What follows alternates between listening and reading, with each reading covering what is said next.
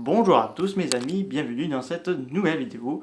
Aujourd'hui, on va vous parler d'une information intéressante. Il s'agit du réalisateur de Zack Szymanski, si j'arrive bien à le prononcer. Donc Zack Szymanski, pour ceux qui le connaissent, c'est lui qui a fait les films de DC Comics, que moi je suis contre les films de super-héros parce que déjà, il y en a trop et ça gâche le cinéma parce que trop de super-héros, ça tue le cinéma. Donc personnellement, allez vous faire empailler les films super comiques. Donc là, il s'est fait un peu, disons, gifler par Warner Bros. Qui n'ont pas, que eux et lui sont assez bien tendus. Et parce qu'en plus de ça, son dernier film de DC Comics, donc Justice League, Sign machin truc, vient se faire battre par Godzilla vs Kong sur HBO Max et aussi au cinéma. Donc le Monsterverse a triomphé d'un film DC Comics, donc c'est plus non pas qu'un mais deux DC Comics. Donc Godzilla vs Kong a battu Wonder Woman 1984 et Justice League de 2021. Donc là c'est une bonne nouvelle du côté de Monsterverse. Donc voilà. Donc Jacques Disney a fait un interview qui souhaitait faire un film de Dragon Ball Z, soit en animation ou en live action. Je sais que vous allez vous dire, le dernier qu'on a vu live action, bah, je suis d'accord, il était très bof. Dragon Ball Evolution, ouais, ça s'appelait comme ça, qui personnellement, qui vraiment pourri, aucun rapport avec le manga et tout ça, donc une belle bouse. Donc voilà. Donc lui, il souhaiterait faire ce film-là, soit du BAL ou du Z, mais je pense qu'il va plus faire du Z. Donc pourquoi pas, ce sera intéressant, en espérant qu'il respectera le manga de Arika Toriyama.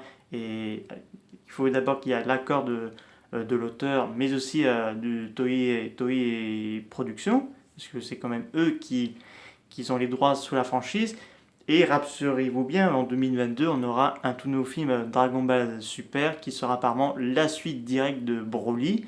Donc bientôt je referai les nouvelles les critiques des films et OVAO des Dragon Ball Z, parce que j'ai pas eu trop de temps en ce moment, mais bientôt je vais refaire. Donc est-ce que ça vaut le coup si Zack Szymanski fait un Dragon Ball Z en mode film like action, en espérant que ce ne soit pas comme avait fait, c'était à Fox ou Paramount qui avait fait, je me rappelle plus trop bien. Donc voilà, parce que le public, il reste toujours parce que pour les fans de manga, quand ils entendent le mot film like action sur un manga, pour eux ça veut dire oh non, ça va pas être comme dans le manga.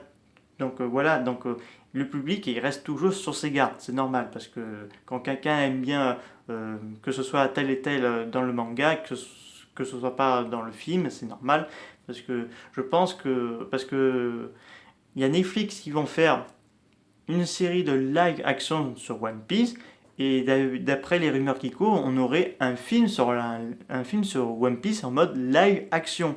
Donc là, pour le moment, elle n'est pas officielle, mais c'est possible qu'on aura aussi un One Piece film live action. Donc Zack Szymanski voudrait faire un Dragon Ball Z live action. Donc voilà. Mais sur quelle production? Peut-être chez Warner Bros. Vu qu'ils travaillent un petit peu avec eux pour les films DC Comics. Ou sur Netflix, parce qu'il avait réalisé un nouveau film qui est sorti cette année, L'armée d'Ep, quelque chose comme ça. Donc voilà, est-ce que ça vaut le coup ou pas? Je me pose des questions parce que j'ai déjà vu un de ces films sur Netflix, donc j'ai regardé un DC comic, mais j'avoue il m'a laissé sur la fin, c'est Batman versus Superman, donc je préfère plus Godzilla vs Kong qui est beaucoup plus mieux. D'ailleurs, clairement, Warner Bros a annoncé que Godzilla vs Kong était plus mieux que Batman versus Superman, parce qu'en termes de mise en scène et tout ça, et surtout que le film a été plus un gros succès que ce film DC comic, donc voilà. Et je tiens à préciser que plutôt King Kong versus Godzilla est le premier crossover entre deux personnages iconiques du monde du cinéma et non pas les films de super-héros. Donc voilà. Donc en venant à Dragon Ball Z, et donc je pense que Zack Szymanski va prendre un peu comme la série Dragon Ball Z, d'abord l'arc de Vegeta, donc les guerriers de l'espace, donc les Saiyans, donc et ensuite faire celle de Freezer, des cyborgs, Cell et Majin Buu, ou peut-être il va faire d'abord le tout premier de la saga dans Dragon Ball Ball. Donc on va voir comment il va gérer et prochaines informations, s'il tient l'accord de Arika Toyama et la production de Toei. De toute façon, on aura un Dragon Ball Super qui sortira en 2022 et qui sait par derrière, après ce film de Arika Toyama, on aurait peut-être une série, donc affaire à suivre. J'espère que ça vous a plu cette vidéo. Je vous dis à très bientôt. N'hésitez pas à me dire ça dans les commentaires. Je vous dis au revoir.